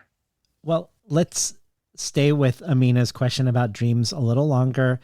And I want to see what your thoughts are about me trying to connect it to my first question about bookness and about how these 4 parts could hold together. Because like so much other writing advice that you don't follow, people always warn against writing dreams within stories, at least in America, right? Like I see dreams all the time, and especially in work that's from Europe or Latin America or other places. But it is a sort of truism that you're not supposed to write your dreams here. But they're over all of your work, not just in this book. You've described the third and final section of Margaret, the first, as dreamlike, and she's actually dreaming in that section. And as you've just mentioned, this book has multiple dreams recounted, but also has waking sequences that feel dreamlike. And there's a dream that brings things together like nothing but a dream could, I think. One that brings together the story the protagonist's son had told her with a memory from her own childhood, and the fact, which she didn't consciously know, that a herd of cattle amasses at night in the pasture on the far side of the woods while she slept. And it makes me think of a quote by Hélène Cixous, which goes, "When I don't write, I sleep. And when I sleep, I dream. And when I dream, I write." And there's a porousness between the waking and sleeping world in your work, where a ghost story in your work, a myth, and something from science about climate change that nevertheless might seem fantastical blurs with the strange things dreams do in our sleep. But I wonder about this notion of dreams as maybe another way in which, maybe a curatorial space where different things can be encountered. I don't know if it's a fictional space or a more true space, but does this bring up any more thoughts for you? Yeah, I mean, also thinking about bookness, as you said, I told you I have this recurring dream for many years. It's very common where I bought a new house and I'm like delighted to be opening doors and finding new rooms. There's this great book by Amaranth Borsuk called The Book, where she talks about book history and book design, and it's really interesting. And there's someone she quotes in there that I can't remember now.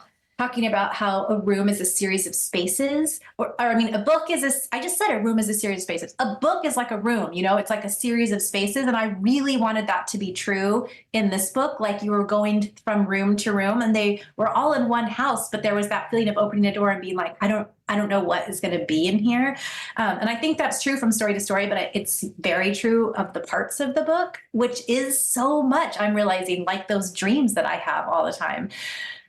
I'm not that interested in interpreting dreams, which is funny. I don't care for anyone to tell me what they mean. It's the very fact of their strangeness. And I don't know why we would discount them as any less meaningful. Like we spend so much of our lives asleep and thinking in this way. It feels as valid a way of relating to the world as anything I'm doing while I'm awake. It's still me, and it's maybe more me in a way than the sort of boring thoughts I often have throughout the day. So yeah.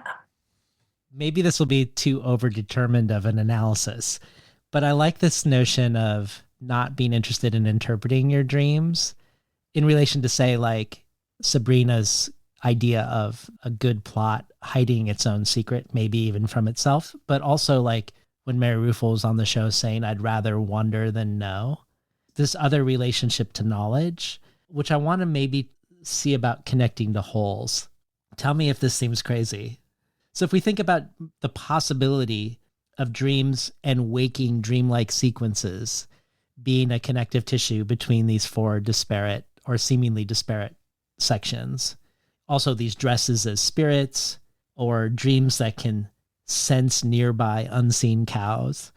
We start with the black holes, and the black holes, according to the sun, causing an ever-splittingness of things.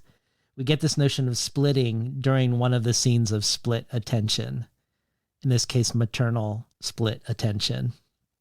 But the book continues to return to holes, as you've already alluded to with your fascination of holes. We get holes in Siberia, the mega slumps that have subterranean forests that haven't seen the sun in 45,000 years. And we get the circle within a wolf's head. It's sort of like a hole or a portal, but it's also part of a dream. In the dream of having a wolf head, but the head is a sketch where the rest of the body is a real body. But inside the sketch of the wolf head is this circle or possibly hole. And inside the circle is a second wolf. And inside the wolf is a forest. And then finally, I'm thinking of the avocado that is genetically engineered to not have a pit and thus also doesn't have a hole where the pit would be. There is this strange thing here in that I think the avocado parable is suggesting the whole is important, that the bringing together of these parts in your book happens in a whole preserving way. But it is at the same time doing the opposite of what black holes are doing, the opposite of splitting, in my opinion. There's a coming together that's hard to point at. Here I think of your contemplation of Renee Gladman about translation in the book, where she says, translation is amazing because it presumes that there is something that needs to be carried from one place to another. But where is that thing? In a way, it feels like only through a dream space, the Siksu sequence of when I don't write, I sleep, when I sleep, I dream, and when I dream, I write, could one bring together and hold together these things? It feels like a working against the splitting without denying the whole that makes an avocado, or a Danielle Dutton story, a Danielle Dutton story. So please push back against any of this, but I'm curious if this generates any feelings or thoughts for you.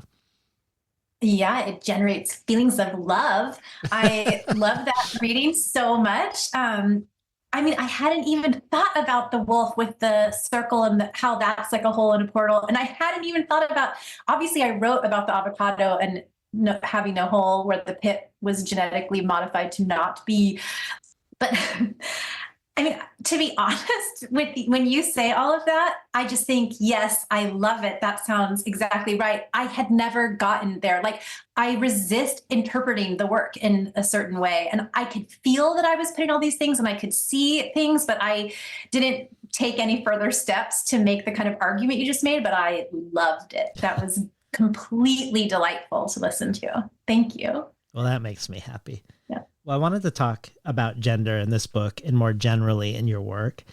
Your press, Dorothy, publishes primarily women, with the exception of one book by a man who wrote under a female pseudonym. And also how when you were working at Dalkey Archive Press before you started Dorothy, that overwhelmingly submissions came from men, and you wanted a press that particularly encouraged women to submit. When Kate Zambrano interviewed you in Bomb, you say, "In one way, my books don't seem to have all that much to do with each other. But then again, from book to book, it does seem I have a desire to investigate female lives, not to represent them in some exterior way, but to burrow inside them and start to crack up what's calcified there, to press against repression or restriction, or even narrative itself, to press against whatever is holding that life too tightly." And then later in the same interview, you say about your book, Margaret the First, "I guess it's clear that in some sense I wanted to help Margaret Cavendish explore out of stories that had been told about her, out of that and into a wider space." And Margaret is a proto-feminist writer, the first woman to be invited to the Royal Society of London, a rare woman of her time to publish under her own name, and who, like Virginia Woolf, had an incredibly and unusually supportive husband. And this exploration of female lives continues in Prairie Dresses, Art and Other, not just with the 66 dresses. I think of the three nested ways the artist and writer Mina Loy is presented: on the street, in an iconic photograph, and in her own writing, and how you say at one point, "After all the words of hers I've read, all those poems, when I think of Mina Loy, I think of a pretty face," which makes me think again of Persona and the dresses and the multiple excerpts in that section where men are trying to remove dresses, of women being nothing more than something to be unwrapped. There's definitely an atmosphere of menace or possible menace or the uncertainty around safety in this book. In the opening passage of the book that you read, of the men at night stepping out of the wallpaper and into the room, and then later a character getting lost in the woods alone as a woman, and most notably the stalker / fan in the story about taking one's child to the pumpkin patch. There is an atmosphere of threat and precarity that's almost like a negative version of this sense of interjection between nested realities, like a series of feminist tales nested within the atmosphere of patriarchy, maybe like these delimited prairie remnants. Can we spend a moment with this element of the book, a gendered anxiety that becomes a type of weather in some of these stories? An anxiety that also blurs or bleeds into other anxieties in the book, most notably the end of the world anxiety. Anxiety is very unfortunately the main weather pattern that I am frequently dealing with. It's not a very interesting answer, but I feel like this was something that I maybe 20 years ago didn't want to talk about or write about, but I have become so accustomed to it. And I think it's really important to talk about. So it makes sense to me that it started to make it into my stories in really overt ways, because I have become much more open in talking about how it's affecting my life, which is like a lot. And so I just became interested. I mean, it's not writing as therapy, like it doesn't solve anything. It doesn't, but it fascinates me to try to get the feeling of how I feel moving through the world a lot of the time onto paper, to capture it there. And it's funny, that story, my wonderful description of flowers, which one of the ones you just mentioned, the anxiety of that several women wrote to me afterwards and were like, "Is this how you feel?" Because it's how I feel is kind of what they were saying. And I was like, of course it's how I feel. How else would I have written it? But it was also interesting to hear them say, like, this is pretty much how I feel moving around the world, like terrified for my child, terrified for myself, but in this totally ambiguous, nebulous way. I don't even know that's the thing about anxiety. Like, what is it even attached to? It's just this weather pattern of fear that you're living in. So that's a big part of what's going on in the book. I think that I kind of wanted this book to be like my coming out as a person who, like, I didn't want to hide my experiences with anxiety. And I don't as much in my life anymore either, like in casual conversation. So that's a part of what's going on there. And then the gendered experience is, I mean, I just live in the world as in a, this is who I am moving through the world. And so I'm sure I'm sometimes imagining threats that aren't there, but I also feel like I've been conditioned to sense those threats. I mean, the place I grew up in, I did grow up with a feeling of threat from men feeling fairly constant. So, for example, I was a latchkey child of the 80s, and from a very young age, walked home from school alone through a walnut orchard. And I feel like that already feels like a story I would write. And I would walk through the walnut orchard by myself, or sometimes around it, because there was a dog that would run through the orchard. And if I was feeling scared of the dog, like farm dogs, I don't know if you know them, but they're terrifying. And so sometimes I would walk around the orchard, but then I was on like the country roads, and it was like very common. I was a small child, and, like teenage boys would yell things, and I felt very threatened in my body all the time. That's just kind of where I've been for a long time. And then, sometimes my fears were real and for a reason, and sometimes they weren't, but it's just there now, wherever I go. So, yeah. I'd like to spend the rest of our time together asking a couple questions more about the non-human in your work. The non-human that, unlike the human, gets named. I really love how you engage with it. Not only the ways from the opening pages we're made aware of non-human timeframes and scales. So the black holes and the line, once upon a time, all matter and light were one, or the non-solar 45,000-year-old Siberian megaslump forest. But even more so, the way you portray the interaction between the natural and human worlds. Because in all of the attempts to be in nature in the book, there is this sense of human encroachment. In one story, there's the sound of the leaf blower at the river and a tractor, and the line when she's lying in her tent, 3 feet above her body now, is the sound of her ragged breathing, and far up in the open sky is the noise of a plane she can't hear. In another story, they're camped near the camp bathroom with its light, smell, and the noise of the laundry machine. And these scenes are often tinged with a little fear, certainly annoyance, not of bears or cougars, but of what humans one might encounter. But there's also the opposite in at least two ways. We have in the city a fox darting out in front of a car, sort of asserting its presence within the human narrative. And we also have Agnes Varda's notion of the landscapes inside of us, which is evoked by the dream of having a wolf head, which is a human rendition of a wolf head, but which has a second wolf inside its head, and within that wolf, the forest. But also the Métis scholar who talks about her grandfather, whose rental house was on the prairie, and he drew dream horses right onto the walls, horses that, according to her, keep running wild in the house even after his death. So a house to keep a prairie alive on the prairie. I was hoping maybe you'd read a passage from a different place in the book than that, and then talk about your considerations about how to represent or employ the non-human in your work in relationship to the human. So these questions of natural and unnatural, or human and nature, which feel like they break down in your work. Okay. So this is from Installation. Something new is happening. She is standing on a platform now in absolute darkened space. Then, from under the platform, hundreds of fireflies rise. It's as if her body has activated the space. Soon she is conscious of cool, dark animals moving all around her, animals moving nimbly and leaving silent tracks. It is a forest inside the woods.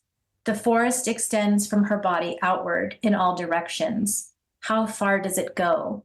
It's a room-sized forest rectangle inside of which she turns. She turns again. She could reach out and touch the animals. Are they animals or animal structures? She could reach out and touch the trees or the dim projection of trees.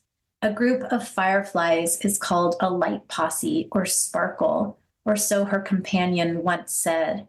The forest flickers, repeats. White-tailed deer, short-leaf pine. This forest is made out of stars. Now the fireflies seem to multiply and fill the darkened space.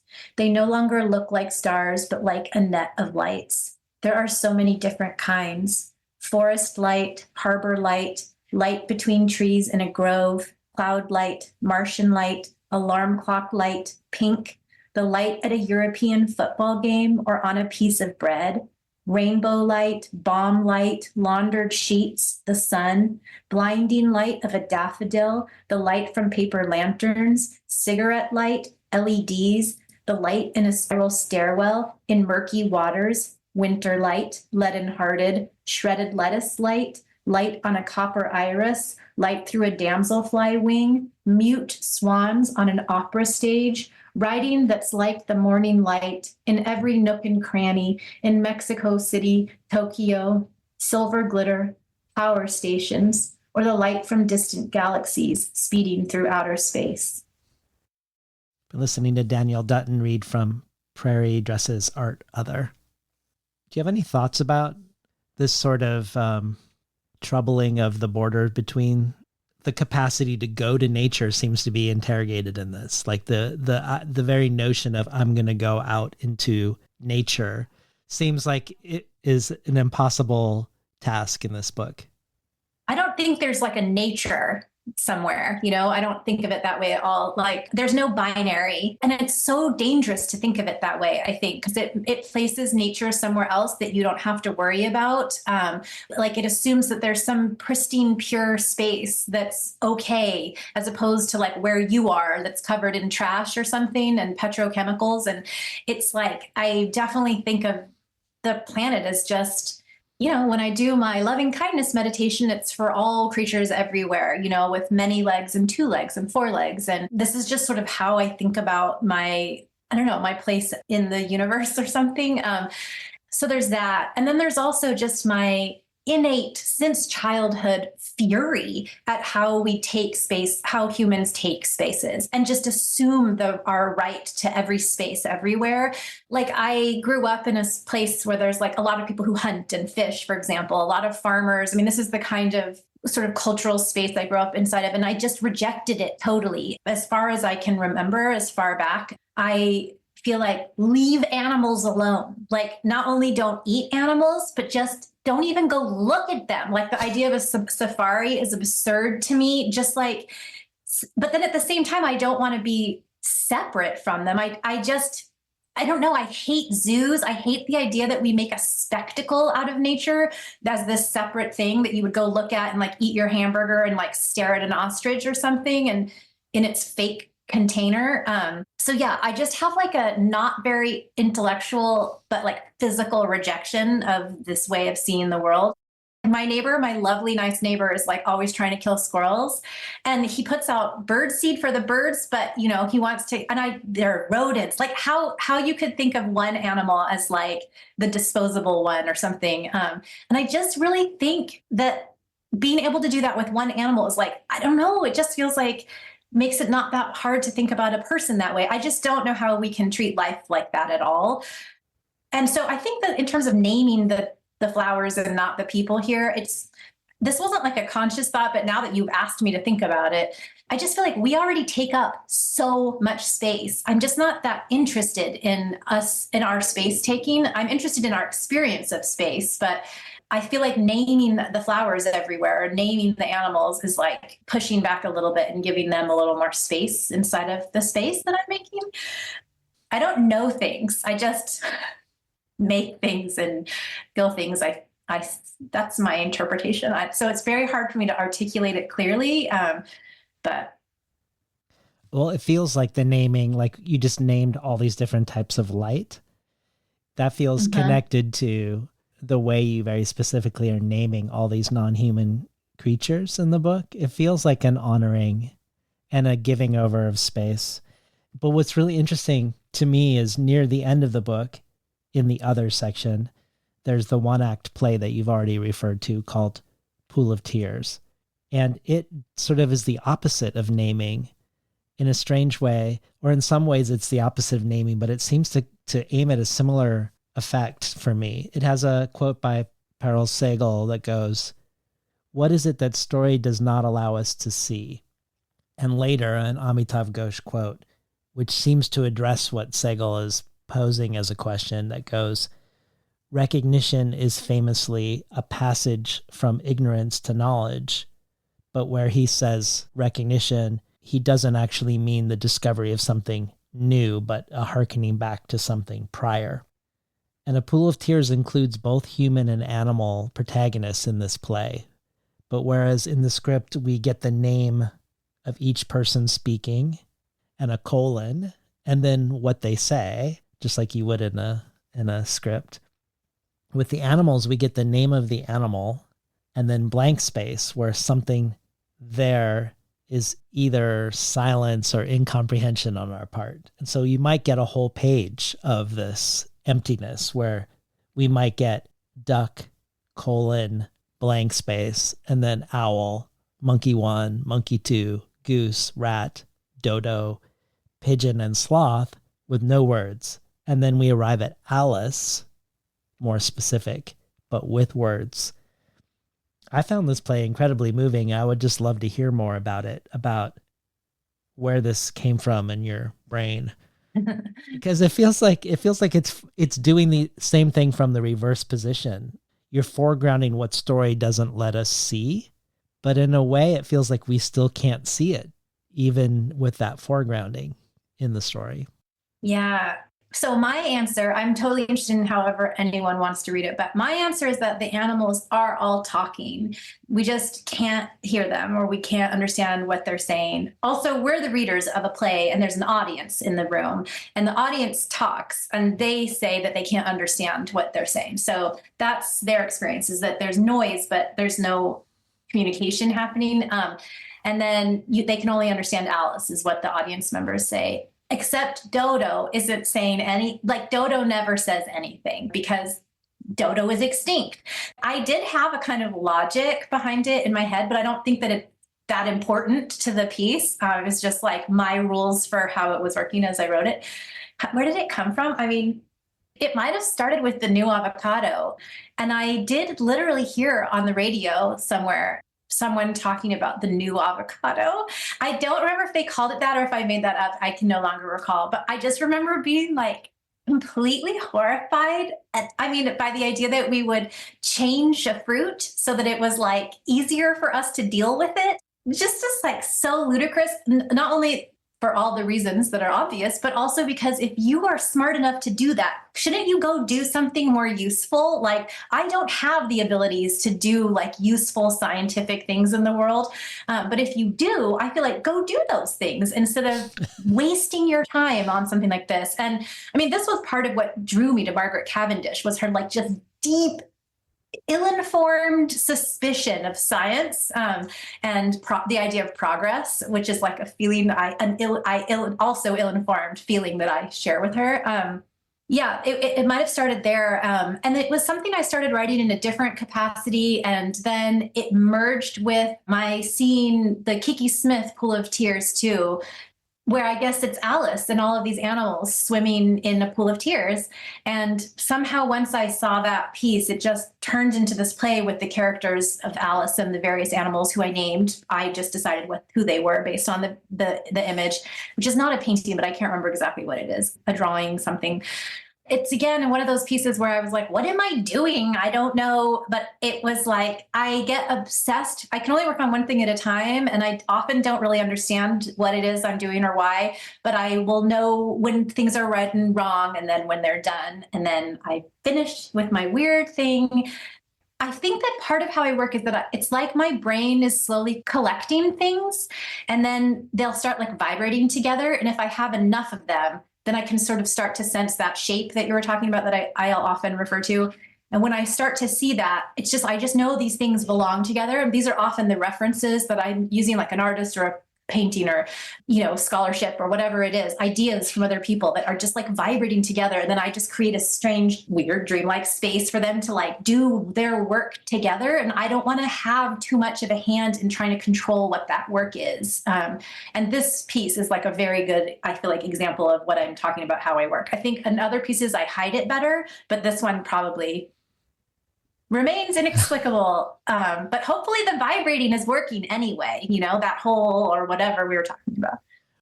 Do you want to say anything else about prairies, which perhaps like the animals in the play who are both there and not there is a real presence in the book and also an absence? It feels, yeah. I mean, given that you're donating half the proceeds to the Missouri Prairie Foundation, as you say it in the acknowledgments and as Karen referenced, but it almost feels like this could be the shape you're writing into if we're talking about starting with a shape. Yeah, I mean, I am not from the Prairie. I grew up in California in a sort of rural area, but not a prairie area. And when I moved to the Midwest originally, well, to Chicago, I didn't know anything about the Prairie. But then when I was working for Dolphy, I lived in downstate Illinois for 4 years. And that's where I encountered a lot of prairie activism, people trying to preserve prairie spaces, and became very curious about this adjacent wildness. It's like adjacent to many small towns in the Midwest or just a small drive away. And it intrigued me. Then I started visiting prairies. They call them remnant prairies, which I find fascinating. And the experience of being inside of them is so wonderfully overwhelming and strange and specific that I just became kind of like addicted to prairies and learning the names of all the plants inside them and the birds you see. And there's a peculiar sound inside of a prairie that's very, it's very windy on the prairie, and the plants can come up as taller than my head. So you're inside this like waving body of plant material, and there's the red-winged blackbirds trilling. It's just like a full sensory experience. It smells dusty and earthy in an interesting way. The prairie just felt extremely generative to me. And the fact that they were remnant prairies, like I'm talking about, I couldn't help but think because I was also thinking and going to a lot of art installation spaces, it felt like I kept returning to this art installation called The Prairie, which was like disturbing but interesting to me. And that was very generative. And I feel like in a lot of ways, that's what got me writing again. And the prairie was like my motivating force. And so that's just why I decided the Missouri Prairie Foundation is just really cool. I have no affiliation with them. I just, really like the work they do and follow what they're up to and think it's great. And so I just thought, why not? Prairies are good. Well, let's go out with a little writing advice for listeners. Could we go out with a reading of writing advice? Oh, yeah. I thought you were going to ask me for actual writing advice. This is actual writing advice. Oh, my God. Writing advice. They make a plan to meet for the first time at a restaurant in a city in which neither of them lives or has ever lived, although the first woman thinks, maybe that's wrong. Maybe the second woman once lived here. The first woman is on the corner of a relatively quiet street, looking at a map on her phone, trying to understand which way she's meant to turn, when the second woman appears. The second woman is wearing a puffy orange jacket and asks for directions to the place they're meant to meet. Well, the first woman says, I am me and you are you. The second woman jumps up and claps her hands. I didn't recognize you, she says. You look so much older than in your pictures. The first woman doesn't know what to say to that. Prettier, the second woman says. Older, but prettier. They order $20 bowls of soup. In terms of the decor, it's like someone stuffed a 16th century French palace into a barn and then filled the barn with cacti. Velvet drapes help keep out the cold.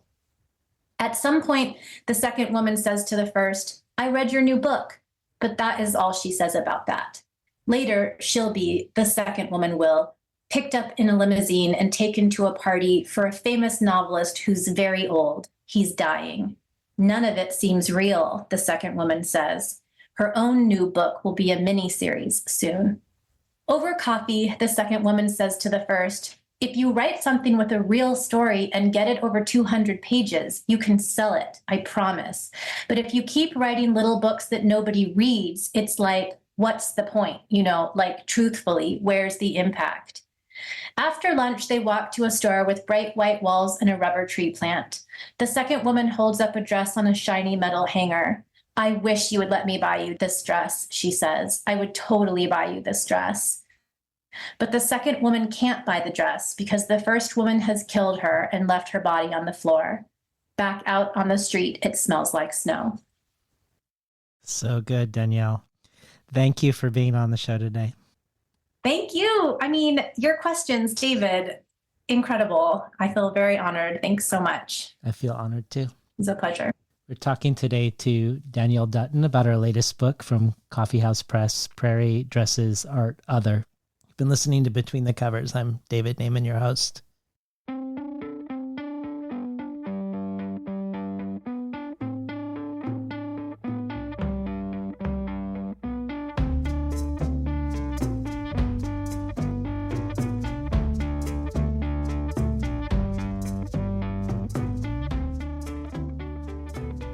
Today's program was recorded at the volunteer-powered, non-commercial, listener-sponsored, full-strength makeshift home office of me, David Naiman. You can find more of Danielle Dutton's work at danielledutton.net. The bonus audio archive contains many readings by writers who made cameos today or were mentioned today, from Sabrina Ora Mark reading Bruno Schultz's story Birds, to Karen Balin discussing and reading from Flaubert's Bouvard and Pécuchet, to a late-night hushed tone reading by Banu Kapil of many, many things, including from her own notebook.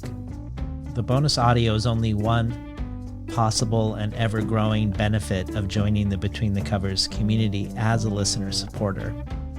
Every supporter can join our brainstorm of future guests, and every listener supporter receives the supplementary resources with each conversation of things I discovered while preparing, things referenced during it, and places to explore once you're done listening. Additionally, there are a variety of other potential gifts and rewards, including the Tin House Early Readership subscription, getting 12 books over the course of a year, months before they're available to the general public, to a bundle of books selected by me and sent to you. You can find out more at patreon.com/betweenthecovers. Or if you prefer a one-time donation, you can do so by PayPal at tinhouse.com/support. I'd like to thank the Tin House team, Elizabeth DeMeo and Elisa Ogie in the book division, Beth Steidel in the art department, Becky Kramer and Jay Nichelle in publicity, and Lance Cleland, the director of the summer and winter Tin House Writers Workshops. Finally, I'd like to thank past Between the Covers guest, poet, musician, composer, performer, and much more, Alicia Jo Rabins, for making the intro and outro for the show. You can find out more about her work, her writing, her music, and her film at aliciajo.com, ALICIAJO.com.